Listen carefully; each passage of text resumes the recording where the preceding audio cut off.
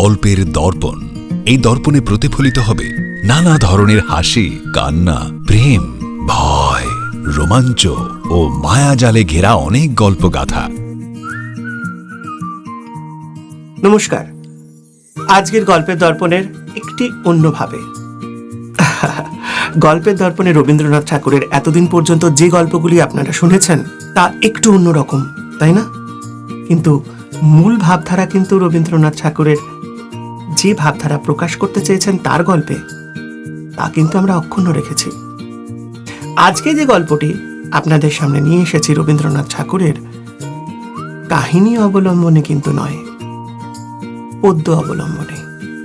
হ্যাঁ, আজকের গল্প তিনটি কবিতাকে একত্র করে এক ছত্রে বেঁধে নীলাঞ্জনা শেঠ এই গল্পের নাম দিয়েছে শিখ। আসুন শুনে নিই আজকের গল্প শিখ। নানা ভাষা, নানা মত, নানা পরিধান, বিবিধের মাঝে দেখো মিলন মহান।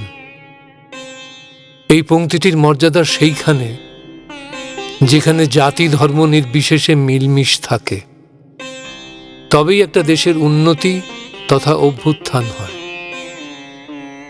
নানা ধর্মের দেশ ভারতবর্ষ, সেই ধর্মের মধ্যে আজ শিখদের অন্তিম গুরু অর্থাৎ দশম গুরু গোবিন্দ সিংয়ের জীবনের যে অংশটি কবিগুরু তাঁর রচনার মধ্যে উল্লেখ করেছেন কাব্যের মাধ্যমে, সেই সমগ্র তথ্যগুলোকে এক করে তা আজ রূপদান করা হচ্ছে শিখ নামক নাটকের মাধ্যমে।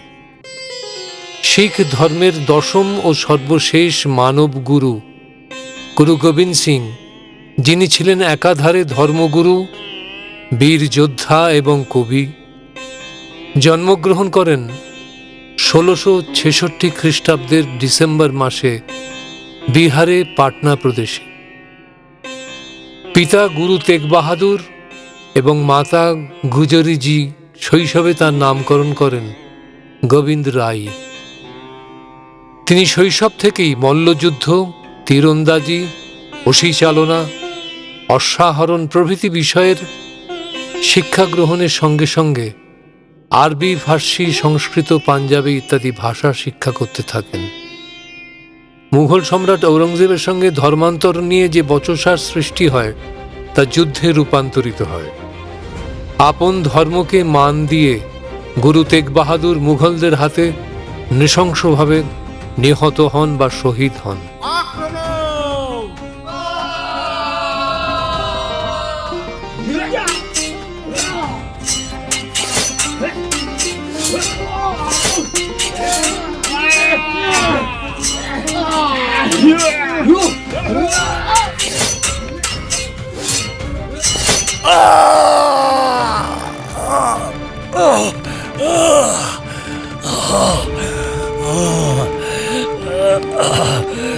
তোরা সচ্চা আদমি নয়, তাই তোরা পিছন থেকে অস্ত্র চালাস। সৎ সাহস থাকলে সামনে থেকে মুখোমুখি সংগ্রাম করতিস।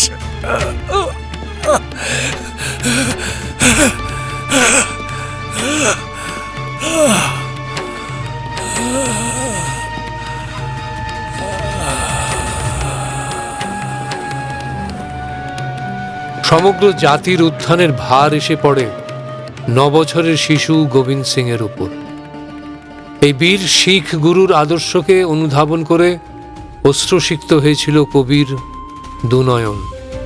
তিনি গোবিন্দ সিং এর আত্মমর্যাদা রক্ষা ও ধর্মপরায়ণতার এক অপূর্ব নিদর্শনকে 3টি কাব্যের আকারে প্রকাশ করেছেন।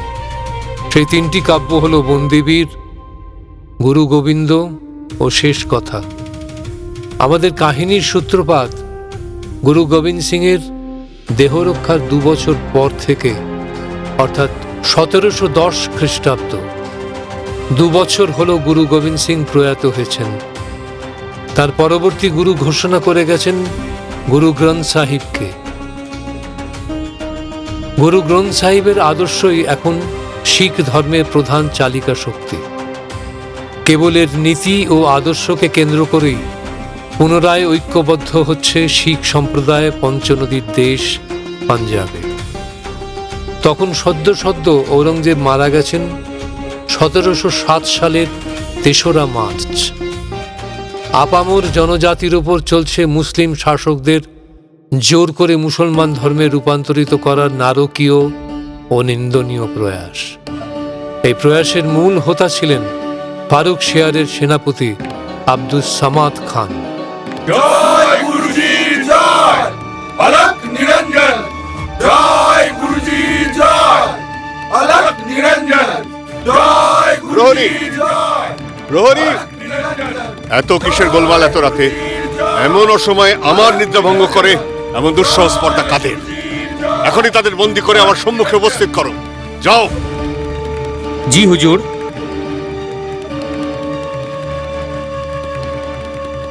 হুজুর, শিখ সৈন্যরা ঝাঁকে ঝাঁকে এদিকে ছুটে আসছে।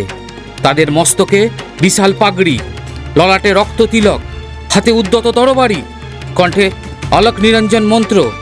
তাদের মশালের আলোয় রাতের আকাশও রাঙা হয়ে উঠেছে হুজুর। তবে আর অপেক্ষা কিসের?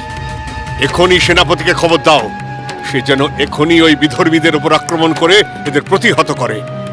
একটাও বিধর্মী যেন প্রাণে না বাঁচে। তাদের মুন্ডু কেটে এখনই হাজির করো আমার সামনে। আর শোনো, আমার আদেশের যেন অন্যথা না হয়। জি হুজুর। এরপর শুরু হলো শিখ ও মুঘল সৈন্যের মধ্যে এক অসম লড়াই। ফলাফল যা হওয়ার তাই হলো। শিখরা পরাজিত ও বন্দী হলো নৃশংস রণোন্মত্ত রক্তলোলুপ মুঘল সৈন্যের হাতে। 700 বন্দীকে গুরুদাসপুর গড় থেকে টানতে টানতে মুঘল সেনাবাহিনী নিয়ে চলল দিল্লি অভিমুখে। তাদের হাতের বর্ষায় গাঁথা 2000 শিখের মাথা থেকে রক্ত ঝরছে রাজপথে। তাদের অশ্বের খুরের ধুলোয় ঢেকেছে পশ্চিম আকাশ। 700 বন্দীর শৃঙ্খলের ঝংকারে কেঁপে উঠছে দিল্লির মসনাদ। বিদ্রোহীদের বিচার হলো দিল্লির মসনাদে। বিধর্মী বিদ্রোহীদের একটাই শাস্তি, প্রাণদণ্ড। 1 সপ্তাহে 700 বীর শিখের মুণ্ডচ্ছেদ করা হলো। এই বাহিনীর নেতৃত্বে ছিলেন বীর বান্দা সিং বাহাদুর। গুরুদাসপুর গড় থেকে বন্দি করে তাকে আনা হয়েছে বাদশাহের দরবারে। আজকের বিজয় সভা শুরু করার জন্য মহামান্য বাদশার অনুমতি প্রার্থনা করছি। অনুমতি দিলাম, বিচার কার্য শুরু করো। প্রহরী, আসামিকে দরবারে হাজির করো। জি হুজুর। 2 প্রহরী বন্দি বান্দা সিংকে দরবারে হাজির করল।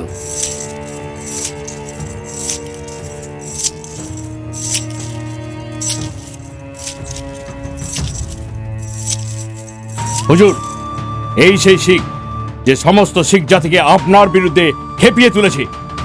পবিত্র ইসলাম ধর্ম গ্রহণ করতে এই শিখেদের বাধা দিচ্ছে হুজুর। এর মদতেই শিখেরা হুজুরের বিরুদ্ধে বিদ্রোহ করছে। বন্দী, তোমার নিজের এই বিষয়ে কিছু বলার আছে? মহামান্য বাদশাহ, আমি একজন ধর্মপ্রাণ শিখ মাত্র। যুদ্ধ করার বিন্দু মাত্র ইচ্ছা আমার ছিল না, কিন্তু আপনার সৈন্যরা বল প্রয়োগ করে আমাদের পিতৃপুরুষের ধর্ম ত্যাগ করিয়ে ইসলাম ধর্ম গ্রহণ করতে বাধ্য করেছে। তাই আপন ধর্ম রক্ষার্থে আমরা ঐক্যবদ্ধ হয়ে হাতে অস্ত্র তুলে নিতে বাধ্য হয়েছি। মান্যবর, শিখরা ধর্মপ্রাণ, কিন্তু তারা ভীরু কাপুরুষ নয়। ধর্ম রক্ষার জন্য তারা যেমন প্রাণ দিতে পারে, তেমনি প্রাণ নিতেও পারে। বটে, এত বড় স্পর্ধা! কাজী সাহেব, এই কাফেরের জন্য ইসলামে কিরূপ শাস্তির নিদান আছে?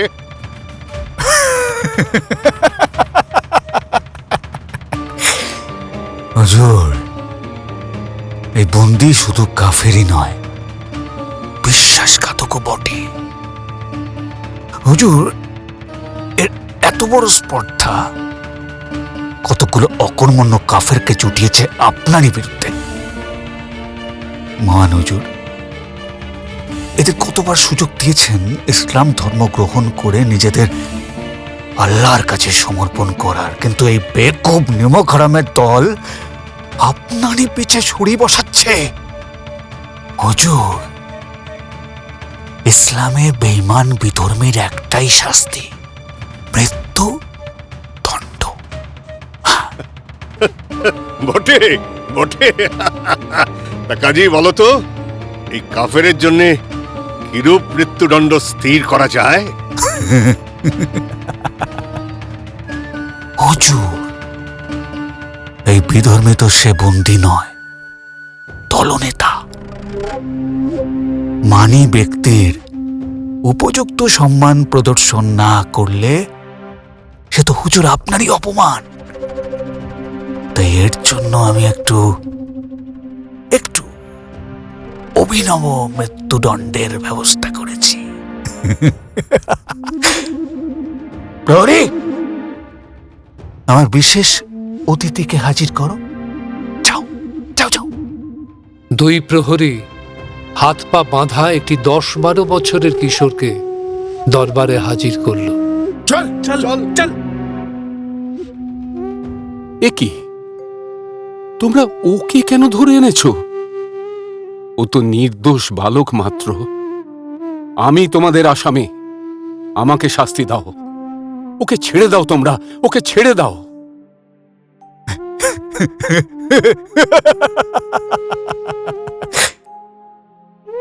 ছেড়ে দেব? দেব, নিশ্চয়ই ছেড়ে দেব। তার আগে এই বিশেষ অতিথিকে উপস্থিত সভাসদবর্গ ও মহামান্য বাদশার সাথে পরিচয় করানো যাক। মহান বাদশাহ, এই বিশেষ অতিথিটি আমাদের সম্মানীয় বন্দির ছেলে অজয় সিং। ওরে কাজী, তোর কথা শুনে আমার হাসি পাচ্ছে। তুই এক নিরীহ বাবাকে ধরে রেখে তার সামনে তার ছেলেকে উপস্থিত করে কি প্রমাণ করতে চাইছিস যে আমরা কতটা দুর্বল?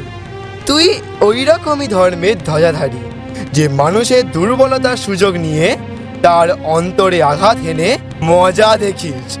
আমরা শিখ, আমরা ডর কি বস্তু তা জানি না।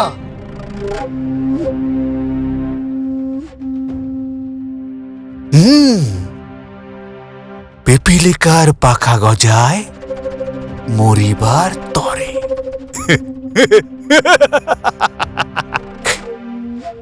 দেখো বান্দা, আমি ছোট বাচ্চার কথায় কিছু মনে করি না, কিন্তু তুমি তো সমঝদার। তোমাকে শেষবারের মতো সুযোগ দেয়া হচ্ছে। ইসলাম ধর্ম গ্রহণ করো, আল্লাহর শরণ নাও এবং নিজের ও ছেলের জান বাঁচাও। এ তুচ্ছ প্রাণ অপেক্ষা ধর্ম অনেক বড়। আপন ধর্ম রক্ষার্থে এ প্রাণ দিতে আমি প্রস্তুত বাবা। তুমি আমার জন্য ধর্মপথ ত্যাগ করো না। তোমার জন্য আমি গর্বিত। তোমাকে শুধু তোমার স্বধর্মই নয়, সমগ্র জাতির ইতিহাস তোমাকে এই কাজের জন্য মনে রাখবে। গুরুজি তোমাকে কৃপা করুন। শোনো হে বাদশাহ, আমরা তোমাদের তলোয়ারকে ডরাই না। কত নৃশংস মৃত্যুর আয়োজন তোমরা করতে পারো, করো, আমরা প্রস্তুত। তাই নাকি? হ্যাঁ, বেশ বেশ বেশ। বান্দা তো ধর্মের জন্য সবকিছুই বলিদান দিতে প্রস্তুত। এই আমার মতো বান্দা নিজের হাতে তার পুত্রকে হত্যা করুক, দেখি দেখি তার ধর্ম তাকে কি করে রক্ষা করে। না না না না, এই কঠিন কাজ আমি করতে পারবো না। না না না না, কিছুতেই আমি এই কাজ করতে পারবো না, পারবো না, পারবো না। শত্রুর হাতে তোমার ছেলেকে মরতে দিও না বাবা। আমি তোমার হাতে বদ্ধ হতে চাই। যদি মৃত্যুই আমার কপালে লেখা থাকে, তবে সেই মৃত্যু হোক আমার পিতা বন্দা সিংয়ের হাতে। সন্তান হয়ে পিতার কাছে এই আমার শেষ প্রার্থনা। বাদ খুব বহুত খুব হ্যাঁ? बहुत खूब बहुत खूब প্রহরীরা কাজীর ইশারা মাত্র টানতে টানতে অজয়কে নিয়ে এসে ফেলল বান্দার কোলে। আয় আয় বাছা, বুকে আয়, বুকে আয়, আমাকে ক্ষমা করে দে বাছা, আমাকে ক্ষমা করে দে, ক্ষমা করে দে। ছেলেকে বুকে জড়িয়ে বান্দা অজয়ের মাথার রাঙা উষ্ণিস চুম্বন করল। তারপর কোমরের খাপ থেকে ছোরাটি বের করে ডান হাতের মুঠোয় শক্ত করে ধরল। তারপর ছেলের কানের কাছে মুখ নিয়ে গিয়ে উচ্চারণ করল, জয় গুরুজির জয়, জয় গুরুজির জয়, আলাখ নিরঞ্জন। কোনো ভয় নেই তোর বাচ্চা, কোনো ভয় নেই। জয় গুরুজির জয়, জয় গুরুজির জয়। মুহূর্তের মধ্যে বান্দা ছেলের বুকে ছোরাটি বসিয়ে দিল। রক্তের ফিনকি এসে লাগলো বান্দার বুকে, মুখে, কপালে। জয় গুরুজির জয়, জয় গুরুজি। অজয় একবার মাত্র চিৎকার করে উঠল, তারপর তার নিথর দেহ মাটিতে লুটিয়ে পড়ল। সবাই বিস্ময়ে হতবাক হয়ে তাকিয়ে রইল। কি কঠিন প্রাণ তোমার! পিতা হয়ে পুত্রের বুকে ছুরি বসাতে তোমার কি একবারও প্রাণ কাঁপল না? হুজুর, হুজুর আপনার কথা শুনে হাসি পাচ্ছে। যারা সিংহাসনের জন্য নিজের ভাইদের মাথা কেটে থালায় সাজিয়ে বাবাকে উপহার দেয়, তাদের মুখে মানবিকতার বাণী শুনে হাসি পাচ্ছে হুজুর, হাসি পাচ্ছে। চুপ রহো কমবক্ত, চুপ রহো। হুজুর, সত্যি সবসময় কড়া লাগে। আমি আমার সন্তানকে খুন করিনি, খুন করিনি হুজুর। আপনি যে শাস্তি বিধান করেছেন তা ভোগ করেছি মাত্র। হুজুর, হুজুর যুদ্ধে কত মানুষের মাথা কাটে, যার কাটে আর যারা কাটে তারা কি সম্রাট বা রাজাদের সন্তান নয়? হুজুর, আমি এখন যোদ্ধা, যোদ্ধা আমি এখন। এখানে সম্পর্ক নিয়ে এসে দুর্বল করে দেওয়াটাও যুদ্ধ চায়, আর তা আমি জানি হুজুর। তাই বেশি কথা না বলে এবার আমার মৃত্যু বিধান করুন। কি কি এত তেজ এই কাফেরের, এত সহ্য ক্ষমতা! দেখি দেখি কত দূর সহ্য করতে পারে। এই এই কে আছিস? জল্লাদকে খবর দে, গরম সরসি দিয়ে একটা একটা করে ওর চোখ উপড়ে ফেল, হ্যাঁ উপড়ে ফেল। ওর ছিঁড়ে ফেল নাক, কান, ঠোঁট, মুখে জ্বলন্ত কয়লার টুকরো ভরে বেঁধে রাখ। তারপর তারপর ওই গরম সরসি দিয়ে ছিঁড়ে ছিঁড়ে টুকরো করে ফেল ওর দেহের চামড়া। দেখি দেখি কতক্ষণে ওর জেদ ভাঙে। জয় গুরুজির জয়।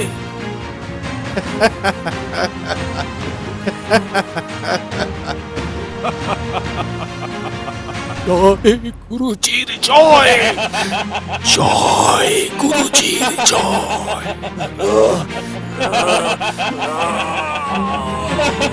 জয় গুরুজির জয়, জয় গুরুজির জয়।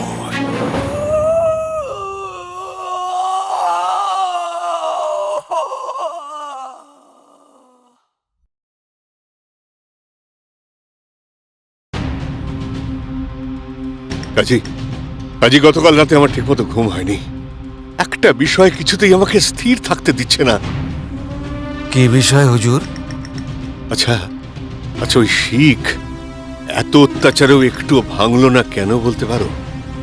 এমনকি মুখে একটা কাতর শব্দ পর্যন্ত করলো না। কিসের এত ক্ষমতা ওদের কাজী? এত শক্তি ওরা পায় থেকে? হুজুর, এই শিখ জাতটাই এরকম। এই কাফের কার শিষ্য জানেন? শেখ গুরু গোবিন্দ সিং হলেন এর গুরু। হ্যাঁ, যিনি বাদশাহ ঔরঙ্গজেবের রাতের ঘুম কেড়ে নিয়েছিলেন। ও আচ্ছা, তার কাহিনী তবে আমাকে শোনাও কাজী। কি হলো? বাদশার মন কি দুর্বল হয়ে গেল নাকি? হ্যাঁ? যে একজন কাফেরের কাহিনী শুনতে আপনার মন এত উতলা হয়ে যাচ্ছে? বাদশাহ আকবর বীরের সম্মান করত, আমিও করি। বাদশাহ আকবর কতটা বীরের সম্মান করত? কতটা? চলুন, গোবিন্দ সিং এর গল্প কিছু শোনাই আপনাকে। কে আছেন? বান্দা সিং এর সেনাপতি বাজকে ডেকে নিয়ে আয়। সেই বলুক তার গুরুর কাহিনী।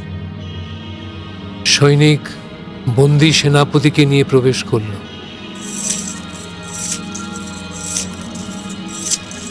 আসুন আসুন বাজ সিং। বাদশাহ সালামত। গুরুর গল্প শুনতে চান? আমার গুরুর গল্প গল্প নয়, হকিকত। দেখো বাজ, কাল তোমার রাজা বান্দা সিং এর এত কষ্ট চোখের সামনে দেখে আমি নিজে খুব অবাক হয়েছি। তার চোখের পাতা উপড়ে নেওয়া হচ্ছে, সে বলছে জয় গুরুজির জয়। তার হাত কেটে নেওয়া হচ্ছে, সে বলছে জয় গুরুজির জয়। তার মুখে জ্বলন্ত কয়লা ভরে দেওয়া হচ্ছে, তবুও সে বলছে জয় গুরুজির জয়। কি আছে তোমাদের এই মন্ত্রে? আমরা অলখ নিরঞ্জন বলি। অলখ নিরঞ্জন মানে জানেন?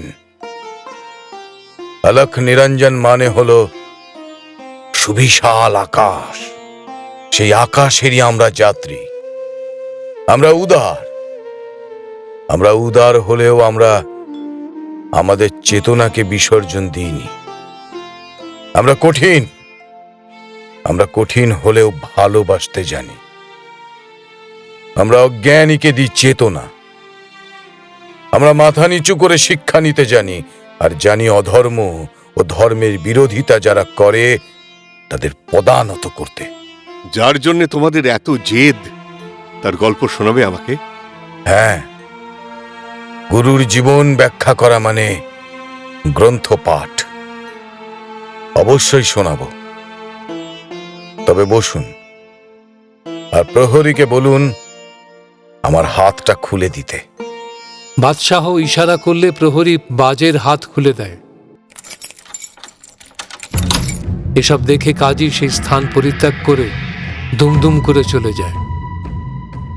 হুজুর, আমার গুরু গোবিন্দ সিং এর পিতা হলেন গুরু তেগ বাহাদুর, যিনি বাদশাহ ঔরঙ্গজেবের বিরোধিতা করায় বাদশাহ তাকে নৃশংসভাবে হত্যা করেছিলেন। তারপর পরবর্তী গুরু হন পুত্র গোবিন্দ সিং। তার মাতা গুজরিজি, স্ত্রী জিতোজি ও 4 পুত্র নিয়েছিল তার পরিবার। বাজ তার গল্প শুরু করে সেই সময় থেকে যখন মুসলিম শাসক ঔরঙ্গজেব সমস্ত ভারতবর্ষে মন্দির ভেঙে মসজিদ তৈরি করতে শুরু করেছে।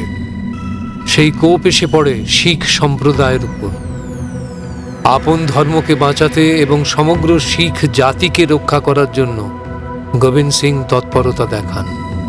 একদিন সপরিবার তারা বসে এই বিষয়ে আলোচনা করছেন, এমন সময় রামদাস এসে উপস্থিত হন তাদের সামনে।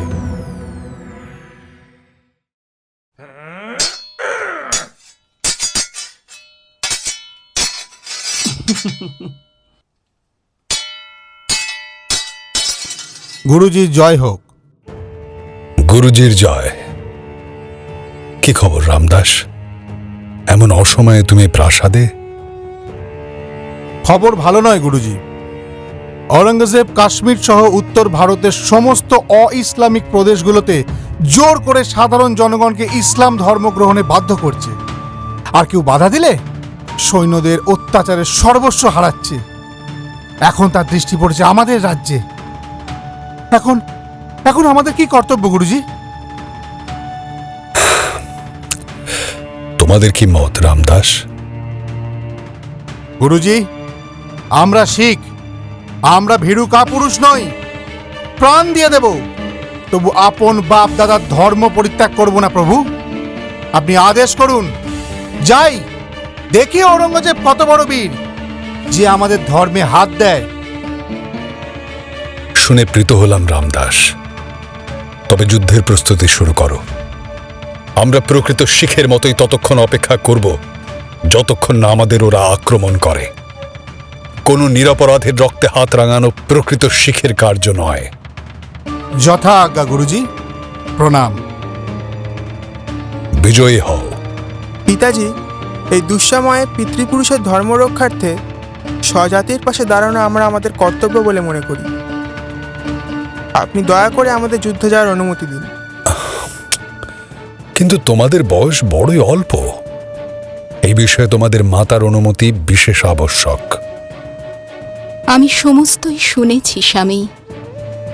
অজিত ও জওহর আপনার সুযোগ্য পুত্র।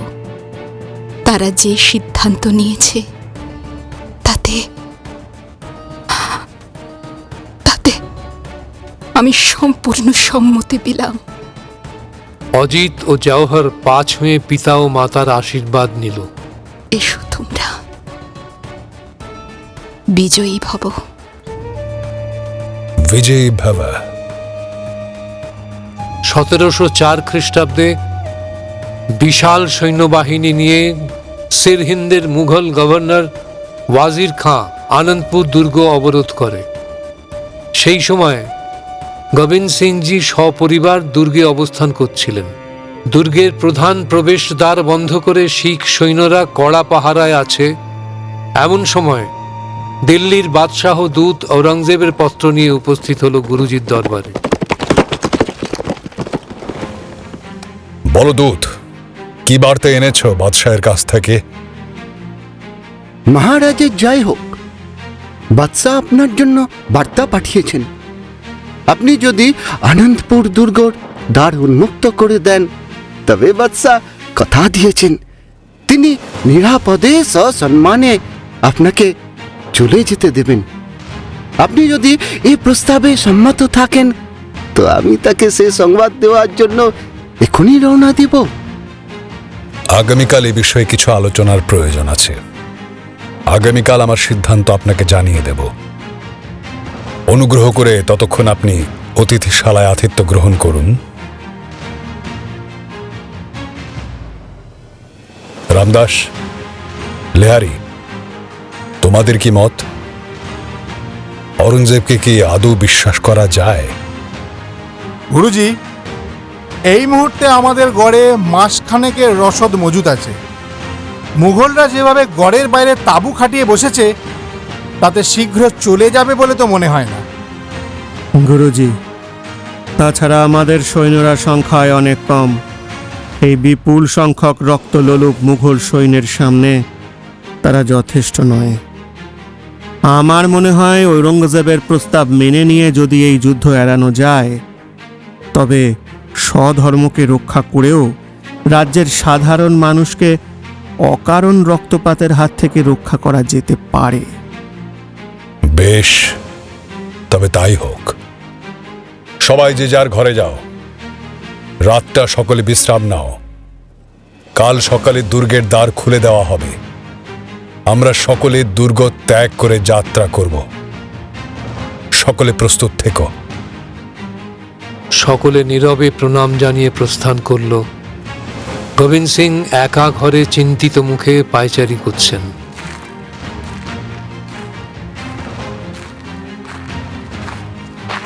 সিদ্ধান্তটা কি ঠিক হলো? ঔরঙ্গজেব তার নিজের পিতার সাথে বিশ্বাসঘাতকতা করেছে, আপন ভাইয়ের রক্তে রাঙিয়েছে হাত। তার কথার দাম আদতে কতটুকু?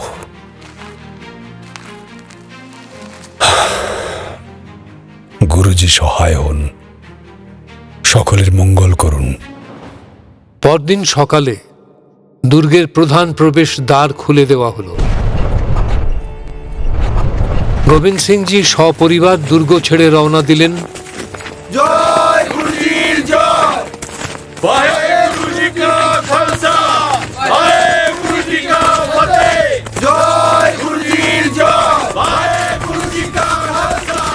মুঘল সেনাবাহিনী কিছু দূর তাদের অনুসরণ করে তারপর পথের মধ্যে তাদের আক্রমণ করে।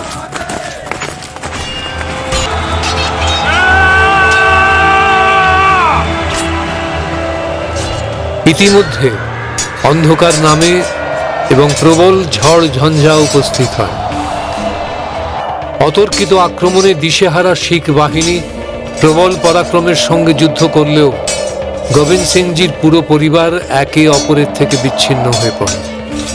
এই অবস্থায় গোবিন্দ সিংজির দুই বালক পুত্র জোরাবর সিং ও ফতেহ সিংকে নিয়ে গুজরিজি নিরাপদ আশ্রয়ের সন্ধানে পালিয়ে যান। তাদের অনুসরণ করে তাদের পুরাতন ভৃত্য রসইকর গাঙ্গু পণ্ডিত।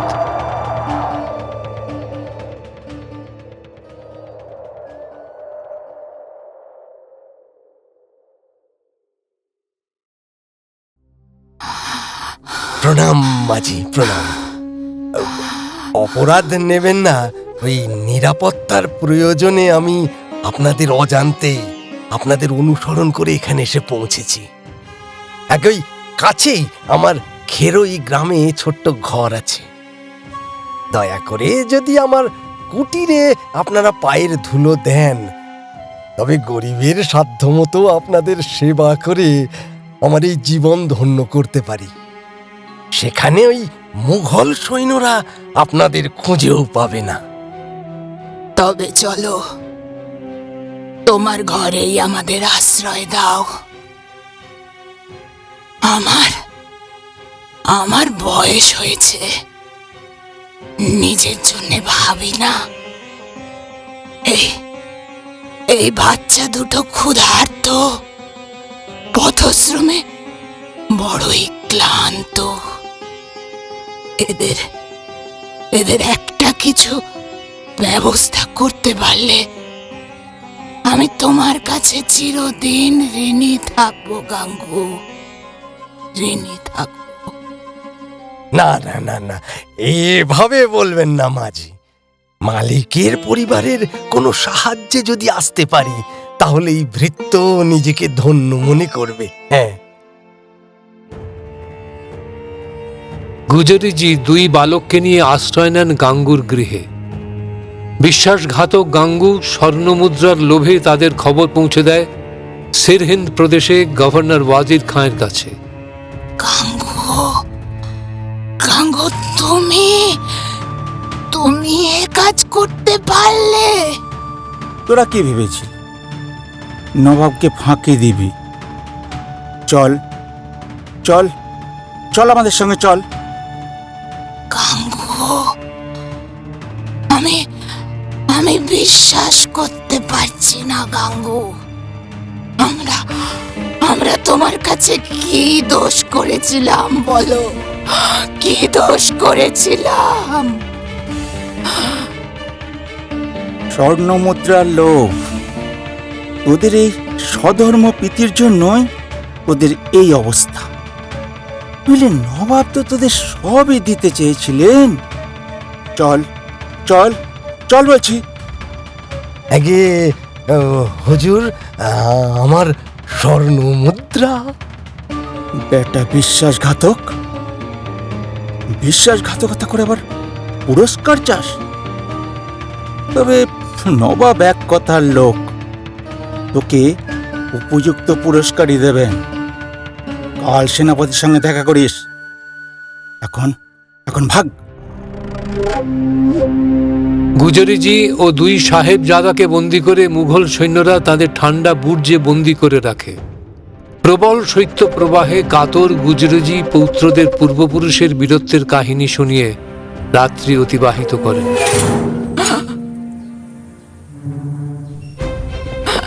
ছেড়ে দাও, আমার দাদু ভাই ছাড়ো ছাড়ো বলছি, ছাড়ো ছেড়ে দাও, বাচ্চাগুলোকে ছেড়ে দাও, ছেড়ে দাও,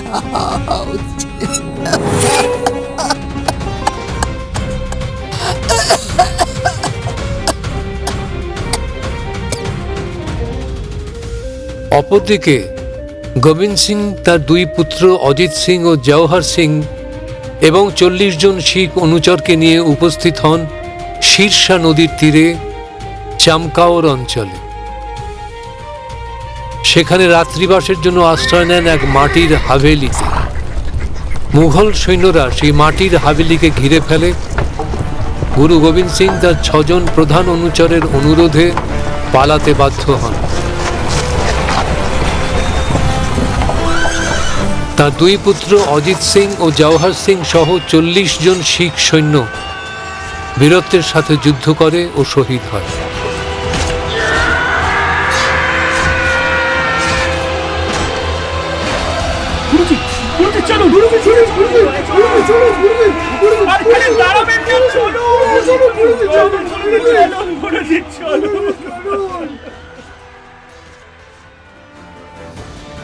পরদিন সিরহিন্দে অনুষ্ঠিত হতে থাকে জীবননাট্যের এক অন্য অঙ্ক। দুই সাহেবজাদা জোরাবর সিং ও ফতেহ সিংকে নিয়ে আসা হয় ওয়াজির খান দরবারে। এই নবাবকে কুর্নিশ কর। আমরা ঈশ্বর ও গুরুজি ছাড়া আর কারো সামনে মাথা নত করি না। বেয়াদব, তোরা জানিস কার সামনে দাঁড়িয়ে আছিস? নবাব বাহাদুরকে কুর্নিশ কর বেয়াদব। বললাম তো, আমরা ঈশ্বর ও গুরুজি ছাড়া আর কারো সামনে মাথা নত করি না, করব না।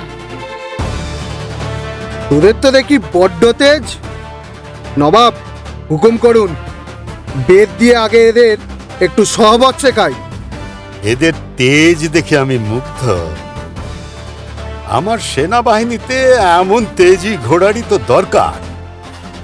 শোনো হে বালকেরা, আমার সামনে এসে দাঁড়ালে অনেক বড় বড় লোকেরও পা কাঁপে।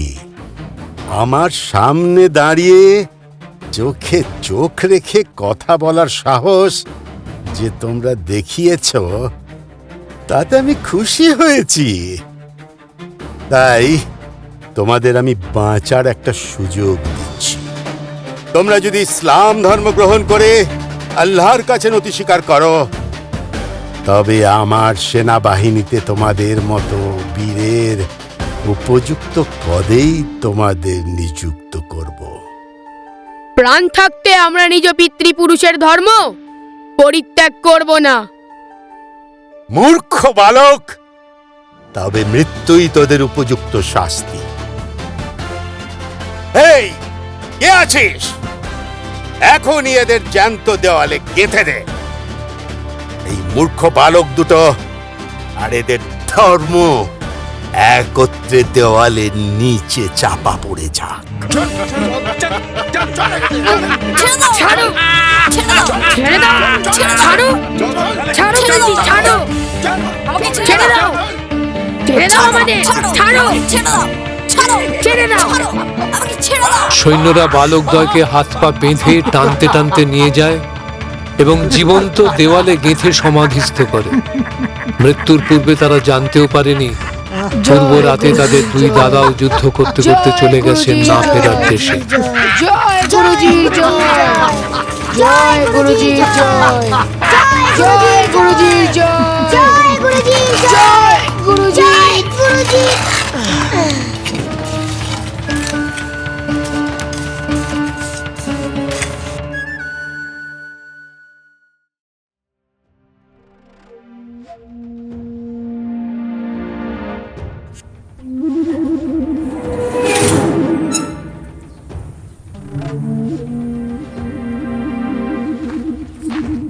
কি মাঝি, কি খবর? তোমার নাতিদের মরার খবর পেয়েছো তো? কি বলছো প্রহরে? আরে না না না, ভুল হয়ে গেল। তোমার নাতিরা যে দেওয়ালের ভেতর বসে বসে গুরু গ্রন্থ সাহিব পড়ছে, শুনতে পাচ্ছ মাঝি?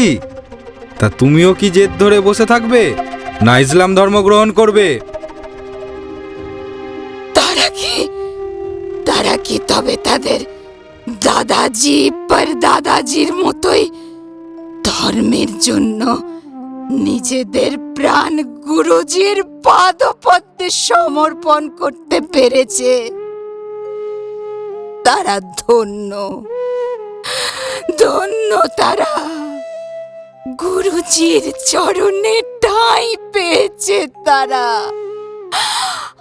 আর আর আমার ভয় কিসের? তিনকাল গিয়ে এককালে ঠেকেছে। এবার গুরুজির নাম করতে করতে তাঁর চরণে আশ্রয় নেব। এখন তোমাদের যা খুশি তাই করতে পারো। আমার কিচ্ছু যায় আসে না, কিচ্ছু না, কিচ্ছু না। তবে তুই এখানেই পচে মর বুড়ি। श्री वाहेगुरु जी की कृपा, श्री वाहेगुरु जी की फतेह, श्री वाहेगुरु, श्री वाहेगुरु, श्री वाहेगुरु, श्री वाहे।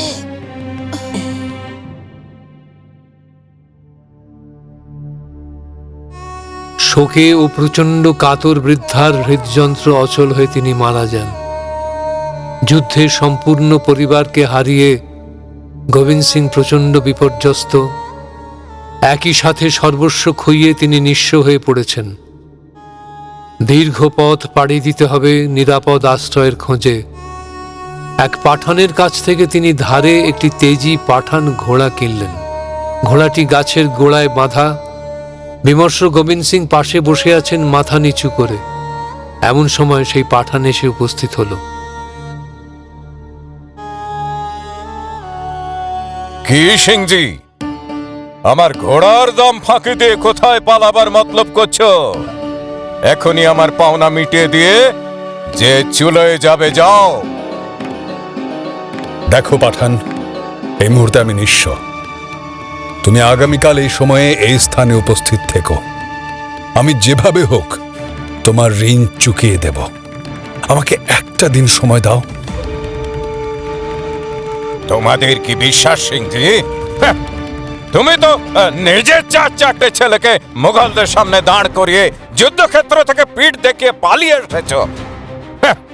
তোমরা শিখরা কাপুরুষ। নিজের প্রাণ বাঁচানোর জন্য নিজের পুত্রদের বলি দিতেও দুবার ভাবো না। তোমাকে ভরসা কি যে তুমি আমাকেও ফাঁকে দিয়ে আমার ঘোড়া নিয়ে চম্পট দেবে না? কি? আমি কাপুরুষ? আমি নিজেকে বাঁচানোর জন্য আমার সন্তানদের বলি দিয়েছি? তবে পাঠান, দেখ এই শিখের ক্ষমতা।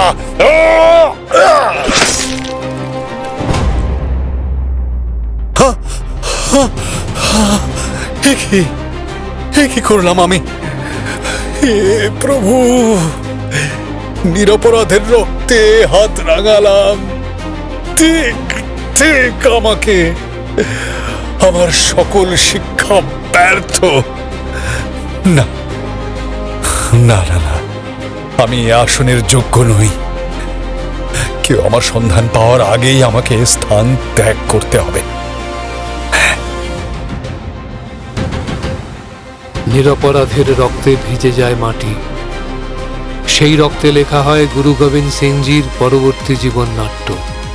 ঘটনার আকস্মিকতায়, অনুশোচনায়, অন্তর্দংশনে দগ্ধ গোবিন্দ সিং জনবসতি থেকে দূরে নিজেকে অরণ্যের মধ্যে নির্বাসিত করেন। সেখানে নির্জনে প্রকৃতির কোলে একান্তে চলতে থাকে তাঁর আত্মানুসন্ধান।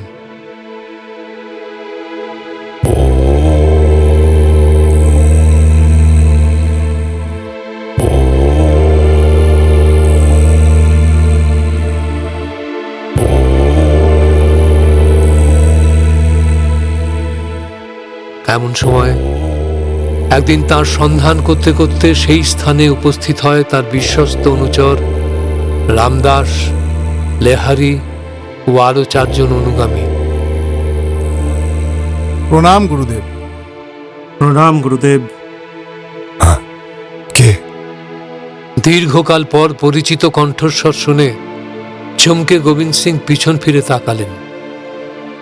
রামদাস, লেহারি, তোমরা এই স্থানে? গুরুজি, আপনি আমাদের অপরাধ মার্জনা করবেন। আপনার অনুপস্থিতিতে সমগ্র শিখ সম্প্রদায় দিশেহারা হয়ে পড়েছে। আপনি দয়া করে আমাদের সঙ্গে ফিরে চলুন। না, তা হয় না। আমি আদর্শচ্যুত হয়েছি। শিখ ধর্মের পরিচালনার যোগ্যতা আমি হারিয়েছি। তোমরা আমাকে আর বৃথা অনুরোধ করো না, ফিরে যাও। যে কাজ আমি করেছি তার জন্য অনুশোচনার বহ্নিতে দগ্ধ হতে হতে বাকি জীবনটা আমি কাটিয়ে দিতে চাই। গুরুজি, শুনেছি সেই পাঠানের এক বালক পুত্র আছে, সে এখন অভিভাবকহীন। এই, তুই কি বলছিস? তোর মাথা ঠিক আছে? এখন এসব কথা কেন বলছিস গুরুজির সামনে? হিম্মত সিং, এ তুমি আমাকে কি শোনালে? আচ্ছা, তুমি আমাকে সে পুত্রের সন্ধান দিতে পারো? আমি তাকে নিজের কাছে রেখে পালন করব। এই হবে আমার প্রায়শ্চিত্ত।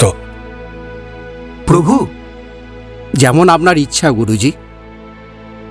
আমি নিশ্চয়ই আপনাকে সে পুত্রের সন্ধান দেব। তবে চলুন আমার সাথে। হ্যাঁ, চলো। বহু অনুসন্ধান করে সে বালকের সন্ধান পেলেন গোবিন্দ সিংজি। তখন তিনি তাকে নিজের কাছে এনে আপন সন্তান স্নেহে লালন করতে লাগলেন। গুরুজি, গুরুজি, ওই ফলটা আমাকে কেউ পেড়েই দিচ্ছে না। আমার হাত তো এই ডাল পর্যন্ত পৌঁছচ্ছেই না। আমাকে একটু ফলটা পেড়ে দেবেন? চলো মামুদ, দেখি কোন ফলটা খাবার ইচ্ছে তোমার হয়েছে। ওইটা হ্যাঁ, দেখুন কেমন রসালো হয়েছে। জিভ দিয়ে ঠোঁটটা চেটে জিভের জল অতি কষ্টে সংবরণ করে গোবিন্দ সিং এর হাতটা ধরে আবদারের সুরে মামুদ বলল, পেড়ে দেবেন আমাকে গুরুজি? এসো, আমার কাঁধে চড়ো। ধীরে ধীরে, সাবধানে। মামুদ গুরুজির কাঁধে চড়ে ফলটি পারল এবং অতিশয় আনন্দ প্রকাশ করতে করতে চলে গেল।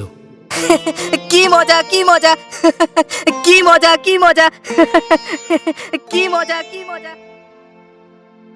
ভক্তগণ এই দৃশ্য দূর থেকে দেখতে পেয়েছিল। তারা নিজেদের মধ্যে কানাকানি করতে শুরু করল। না, এভাবে চলতে পারে না। গুরুজিকে সাবধান করতেই হবে। আজই সন্ধ্যায় যাব তার কাছে। হ্যাঁ হ্যাঁ, সেই ভালো, সেই ভালো।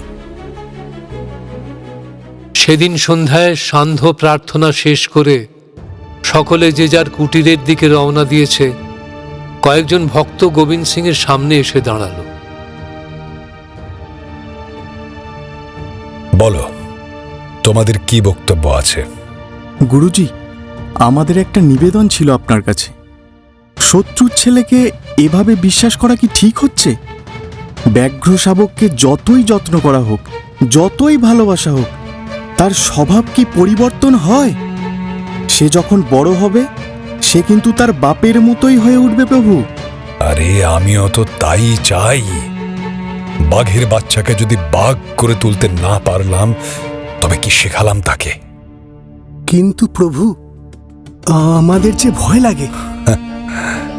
না না না না, মনের মধ্যে বৃথা সংশয় রেখো না। আমি জানি আমি কি করছি। তোমরা এখন এসো, আমি এখন ধ্যানে বসব। প্রণাম। এভাবেই কাল অতিক্রান্ত হতে লাগলো।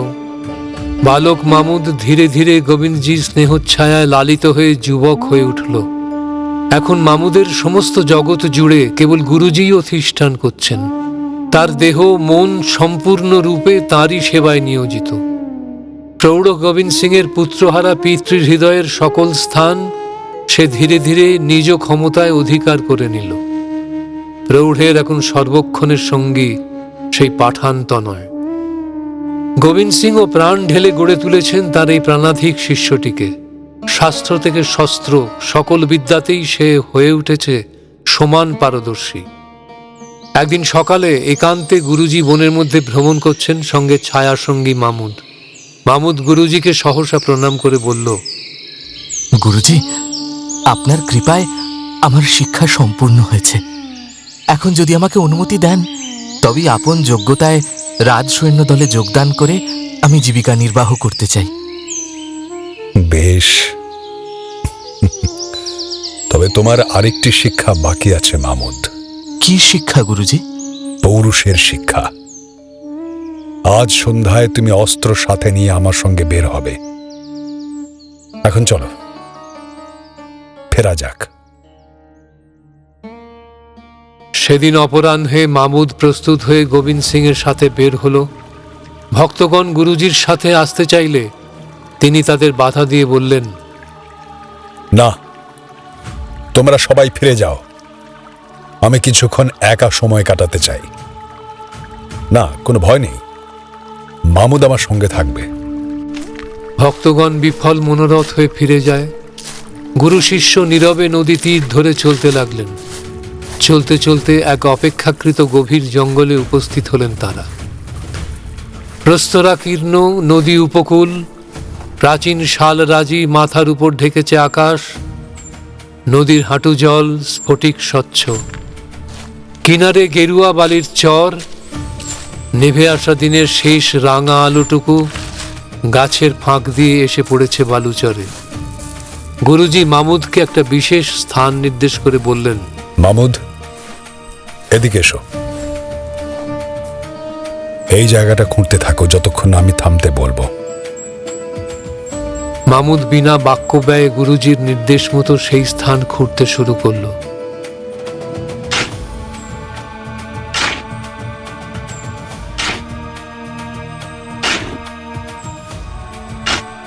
পরিশ্রমে তার গৌরঙ্গ ঘর্মাক্ত হয়ে উঠল।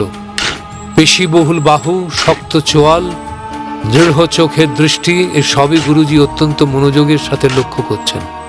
এমন সময় পাথরে ধাতব অস্ত্রের আঘাতে ভোঁতা একটা শব্দ হলো।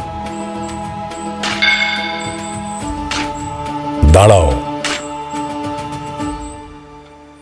বালি সরিয়ে পাথরটা বের করে আমার সামনে নিয়ে এসো। মামুদ গুরুর নির্দেশ মতো প্রস্তর খণ্ডটিকে তুলে নিয়ে গিয়ে রাখল গুরুর চরণের সামনে। দেখো মামুদ, আমার পূর্বজীবনের সকল কাহিনী তোমার জানা আছে, কিন্তু আমার অতীত জীবনের একটা অন্ধকার অধ্যায় তোমার কাছে আজও অজ্ঞাত। আজ সময় এসেছে তোমার সামনে সে সত্য প্রকাশ করবার। শোনো, তখন 1704 সাল, ওয়াজির খাঁর সঙ্গে যুদ্ধে সর্বস্ব হারিয়ে আমি তখন নিঃস্ব। তোমার পিতার কাছ থেকে আমি একটি ঘোড়া কিনেছিলাম ঋণে। যথাসময়ে সেই ঋণ পরিশোধ করতে আমি পারিনি। স্বভাবতই তোমার পিতা রুষ্ট হন। আমার মাথায় যেন সেদিন শয়তান ভর করেছিল। একসময় বাগবিতণ্ডা চরমে পৌঁছায়, আর শেষ পর্যন্ত তলোয়ারের এক কোপে তার ধর থেকে মুন্ডুটা আলাদা করে দিলাম। এই সেই রক্তের দাগ মামুদ। এই তোমার পিতার শোণিত চিহ্ন। মামুদ, আজ বিচারের সময় উপস্থিত। এসো, খোলো তলোয়ার। তোমার পিতৃহন্তারক তোমার সামনে দাঁড়িয়ে। পিতৃঘাতককে হত্যা করে পিতৃঋণ পরিশোধ করো। শুনতে শুনতে মামুদের পাঠান রক্তে তুফান উঠল। ক্রোধে আরক্ত নয়ন, বাঘের মতো সে হুঙ্কারে লাফিয়ে পড়ল গুরুর ওপর। গুরু রইলেন স্থির অবিচল মুহূর্ত মাত্র।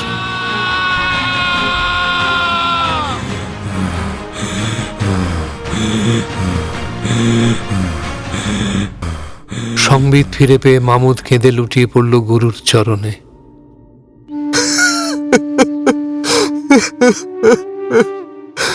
গুরুজি, গুরুজি কৃপা করুন, এই শয়তানকে নিয়ে কেন এমন খেলা গুরুজি?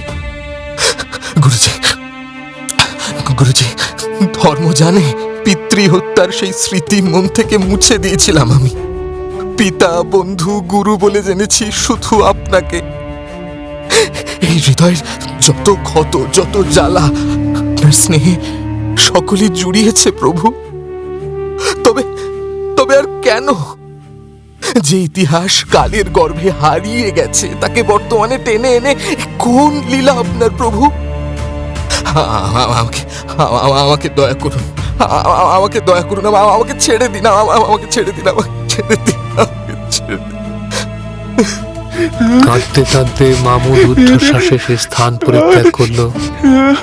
গোবিন্দের দু চোখ বেয়ে দু ফোঁটা জল গড়িয়ে পড়ল। তিনি নিষ্পলক চেয়ে রইলেন মামুদের চলে যাওয়ার পথের দিকে। কে জানে কোন ভবিষ্যতের ছবি ফুটে উঠেছিল সেই আবছা অন্ধকার কালের পটে। কিছুক্ষণ স্থির থেকে তারপর তিনিও রওনা দিলেন ফেরার পথে। সেদিন থেকে মামুদ এড়িয়ে চলে তার গুরুর সঙ্গ। নিত্যদিনের কাজের ছন্দে ছেদ পড়ে। রাতে গুরুর দরজায় অস্ত্র হাতে একা পাহারা দেয় না। ভোরে গুরুর ঘুম ভাঙাতেও সে গড় হাজির। গুরুর সাথে একা মৃগয়াতেও যায় না। গুরু ডেকে পাঠালেও এখন সে আর একা আসে না। একদিন অপরাহ্নে শতরঞ্জ খেলার আয়োজন হয়েছে। গুরুজি মামুদকে তার কক্ষে ডেকে পাঠালেন। আমাকে ডেকেছেন গুরুজি? এসো মামুদ, আজ আমার শতরঞ্জ খেলার ইচ্ছে হয়েছে। এসো, তুমি তোমার আসন গ্রহণ করো।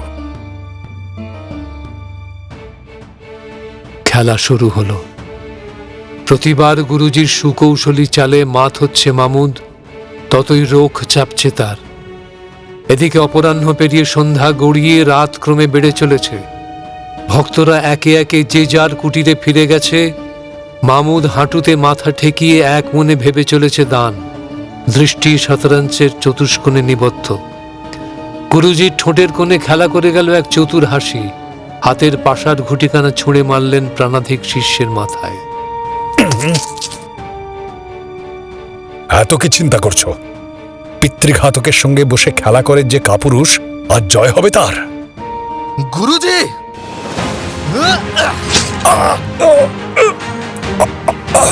এক হুঙ্কারে বিদ্যুৎ বেগে খাপ থেকে ছুরিখানা বের করে গোবিন্দ সিং এর বুকে বসিয়ে দিল মামুদ। চোখ বিস্ফারিত, তারা দুটি স্থির। চোখের পাতা উত্তেজনায় কাঁপছে তিত্তির করে। শক্ত মুঠি আলগা হয়ে এলো ধীরে ধীরে। গুরুজির বুকে গাঁথা ছুরিটি ছেড়ে দিয়ে ধীরে ধীরে গুরুর পায়ের কাছে বসে পড়ল মামুদ। শূন্য চোখের দৃষ্টি। গুরুজির শরীর এলিয়ে পড়েছে দেওয়ালে। রক্তে ভিজে উঠেছে পোশাক। ধীরে ধীরে তার ডান হাতখানি স্পর্শ করল শিষ্যের মাথা। বাছা, আজ তোর শিক্ষা সম্পূর্ণ হয়েছে। কি করে অন্যায়ের প্রতিশোধ নিতে হয় এই শেষ শিক্ষা আমি তোকে দিয়ে গেলাম। আশীর্বাদ করি বিজয়ী হও।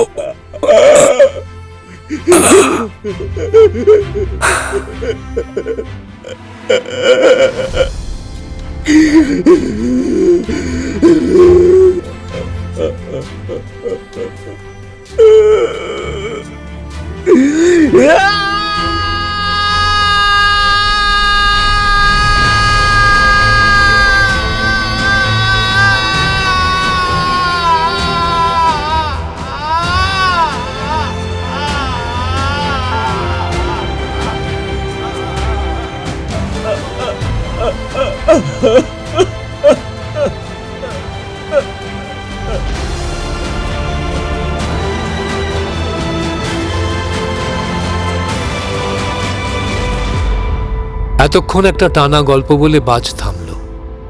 কিছুক্ষণ সব চুপচাপ। বাদশাহ স্তম্ভিত। নীরবতা ভঙ্গ করে বাজি প্রথম কথা বলে উঠল। কি বাদশাহ, কেমন লাগলো আমার গুরুজির কাহিনী? শুনলাম তোমার গুরুজির কাহিনী। এখন বুঝতে পারছি তোমাদের এত মনের জোর আসে কোথা থেকে।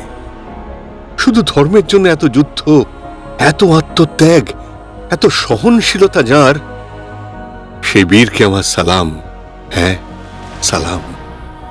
না বাদশাহ, না, এ লড়াই শুধু ধর্মরক্ষার লড়াই নয়।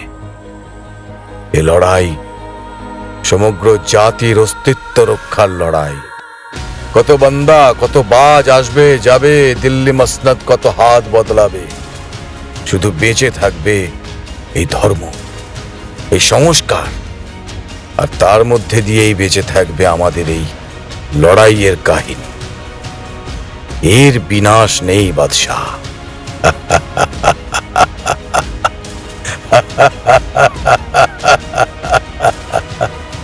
এর বিনাশ নেই।